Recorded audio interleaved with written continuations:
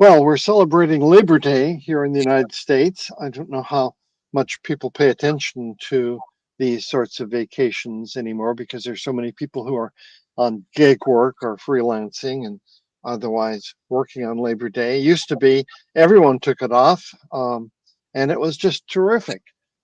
Well, with that kind of short introduction, I know you have some things to say about that, plus some updates, Trina. Why don't you go ahead and take it away?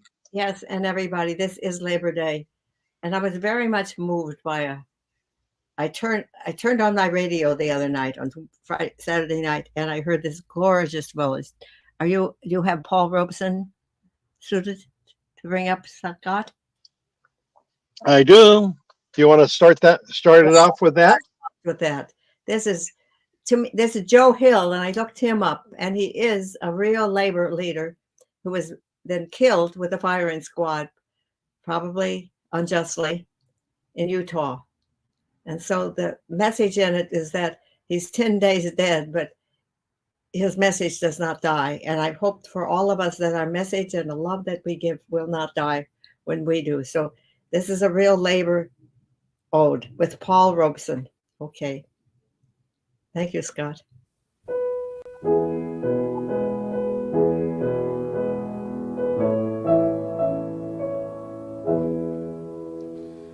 I dreamed I saw Joe Hill last night, alive as you and me. Says I, but Joe, you're 10 years dead. I never died, says he. I never died, says he. In Salt Lake City, Joe says I am standing by my bed. They framed you on a murder charge, says Joe, but I ain't dead. Says Joe, but I ain't dead. The copper bosses killed you, Joe. They shot you, Joe, says I. Takes more than guns to kill a man, says Joe, I didn't die. Says Joe, I didn't die. And standing there as big as life, and smiling with his eyes, says Joe, what they can never kill, went on to organize, went on to organize. From San Diego up to Maine, in every mine and mill, where workers strike and organize, it's there you'll find your Hill. It's there you'll find your Hill. I dreamed I saw Joe Hill last night, alive as you and me. Says I, but Joe, you're 10 years dead. I never died, says he. Died, says he. I never died, says he.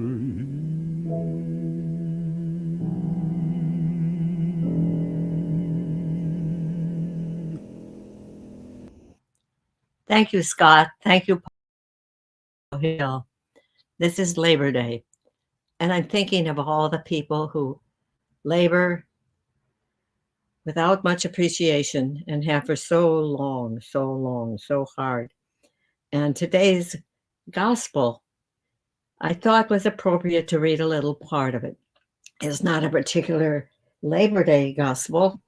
It's just comes as part of our Catholic liturgy, but it's truly a beautiful little section.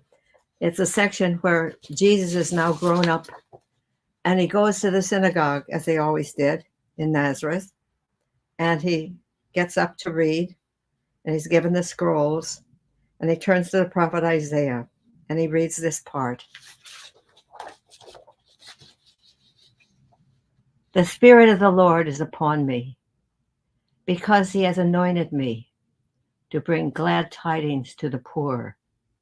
He has sent me to proclaim liberty to the captives and recovering of sight to the blind, to let the oppressed go free, and to proclaim a year acceptable to the Lord.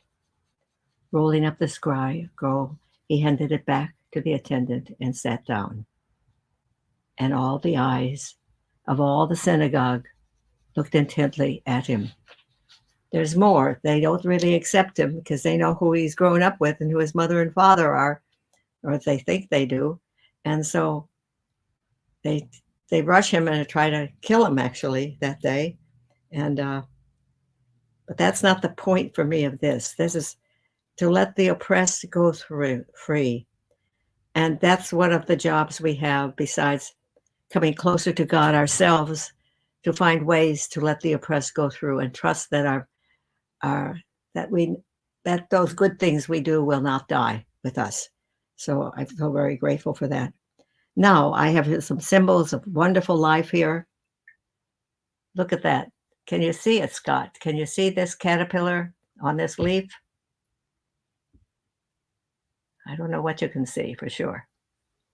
Yeah, I'm not. Well, could you go ahead and point to it? It's right here. Okay, now I see it. Yes. Now you see it? Okay. Sure. So it's about halfway grown. It gets huge. And at this stage, it will eat and eat and eat and eat and eat. And so what I have typically done in the past, I've left this sort of a vase with a little milkweed in it on the mantle. And then when they're done, they go wandering around and up to my ceiling and they come out. Otherwise, I put them in a plastic container that I think you've seen if you've watched this program a few times. And then they do their chrysalis up in the top, the lid of the plastic container. And you can see it or I can give it away. I had 3 bad first experiences this year. I've only done about 10. People have given me caterpillars. These 2 have been given me now too. And so it's a bad, hard year for butterflies. All kinds of them. They're very, very not easy to be seen. Now, if we can see this, which I doubt if we can, there's an egg on this leaf.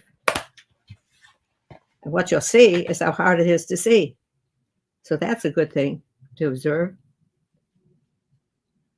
Now it's right at the bottom of my finger here. It's a little white dot. That finger. Yeah. So you hold it. Sometimes you're holding it. You were holding it just right so that we could see the egg. Okay. So that's an egg, the size of a pinpoint or a grain of sand, and it's hard. It's hard with my eyes not as good as they used to be to even find them these days. You typically look on the bottom of the milkweed leaf, and sometimes on the top, but very rarely. And then I take the leaf off, and I put them in a container like that.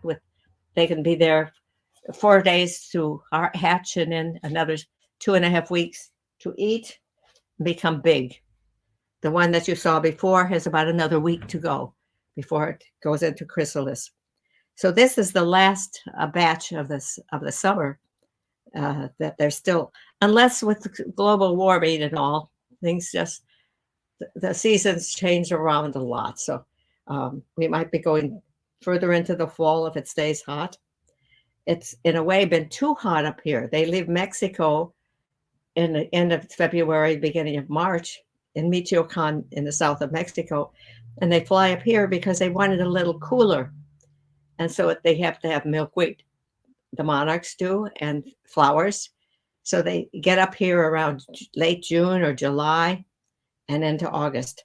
So we wait for them to come up. And if you plant rue or parsley, you can raise the swallowtails, which love those foods up here in your garden, and you get your little eggs and your caterpillars. But I haven't seen any swallowtails either this year.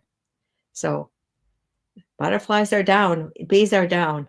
We make a big mistake doing that. And they're spraying for mosquitoes all over, which is causing a lot of damage to these other insects. These sprays don't just kill their target population. They kill. They kill. So we're talking about labor today. And I come from a family of immigrant from Alsace-Lorraine with a German work ethic, and a father who grew up on a farm and a mother who grew up as a daughter of a general store manager. So they have really strong work ethics. And we inherited those. I was born in 1931 and I inherited that. And my mother was determined I was going to learn these things. I had my jobs to do, helping with the ironing on Tuesdays and helping clean the house on Friday, and then Saturday morning to scrub the bathroom floors. And I don't think that ever took to me too well, but anyhow, that was my job as the oldest girl. And so when I went to Grailville, I was 18 and I just loved it. I went there for a time of silence and a time of contemplation and a time of learning the beauty of manual work. And I'm going to pull out this one statue, which is one of the things I did.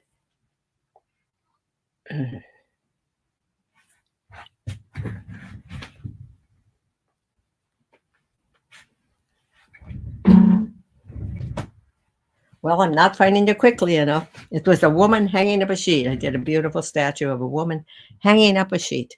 So I won't take our time to look for it right now. So I was thrilled with the manual work and the silence and the quiet time and the time to think. And I wanted to be prepared to be an apostle in the world, a lay person, not a nun, and to be out there doing good things in the world. So we'll see if, like Joe Hill, I will live on. And I hope that all for all of you. And Scott, I don't know where we are right now in this ode to labor. Maybe we end with Joan Baez singing the same song because it's really so beautiful. And this one has images of all these people who have been assassinated. And also it has a text that you can read. That's quite nice. Okay. Before we go to that, I'd like to just mention and call out to Graphman. I don't know who he is, but he says he's watching live right now. And he says, I saw an incredible migration when I lived in Santa Barbara, California. So. Yes, those are the Western butterflies. They're a different species. And we're asked not to take our butterflies from the east side of the Rocky Mountains over to the others or the other way around, because those are the Western butterflies that fly down to their own routes down to Santa Barbara. Many of them stay over winter in the warmer California part. Yes, thank you very much for joining and making your comment. Appreciate it. So let's go to that wonderful introduction that you did for Joan Baez and her song here. So we'll just cue that up in a sec. This was at Woodstock years ago. Says Joe, I didn't die. And standing there as big as life and smiling with his eyes, says Joe, what they can never kill went on to organize, went on to organize.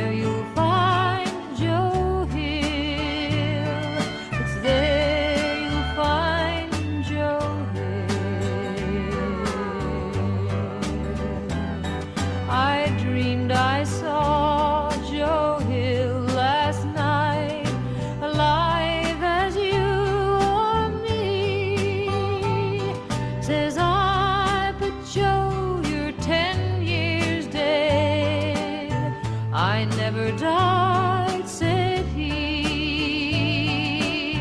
I never died, said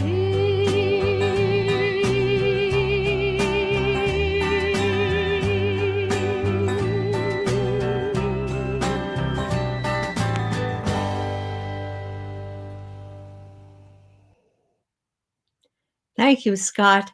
And for those of you at all interested, or anybody from the Midwest near Cincinnati, Loveland, Ohio, our big show of Art of Hope for the Flowers is going up this weekend, and it will be up until the end of October, when I'll be there for the last week and be able to make arrangements to see you. So take a look at our website, hopefortheflowers.com, and we have various things on it, little videos and things about it, so that you can come and make an arrangement to come and see the show just by itself. It's in a beautiful oratory that's made of an old Ohio barn that is one of the great architectural structures of the United States. And it's been made into this beautiful, simple oratory. And I'm just very moved that there's a whole team there that's been putting up all these images and hanging butterflies from the ceiling and doing all this stuff. So by next week, next Monday, we hope to have some of those images from that show to show you, to share with you. But you can go there. You can. There'll be weekends. This coming weekend will be open from 12 to 4 on Saturday and Sunday, and the following weekend as well, as part of the Ohio sharing things. There's a lot of things all over Ohio. I'm an Ohio girl, by the way. I grew up in Cleveland. I graduated from Ohio State at the age of 36. But in the meantime, I was at Grailville for all those years, building up the art department. Okay, so it's my home state. So I'll be pleased to go back there. And then in November, if any of you are out in the West, we're going to be in Salt Lake City starting the first weekend of November for a musical of Hope for the Flowers each weekend at the Hart Theater, H-A-R-T, Hart Theater. So maybe I see you there. Okay. Bye-bye, everybody. Thank you. And here is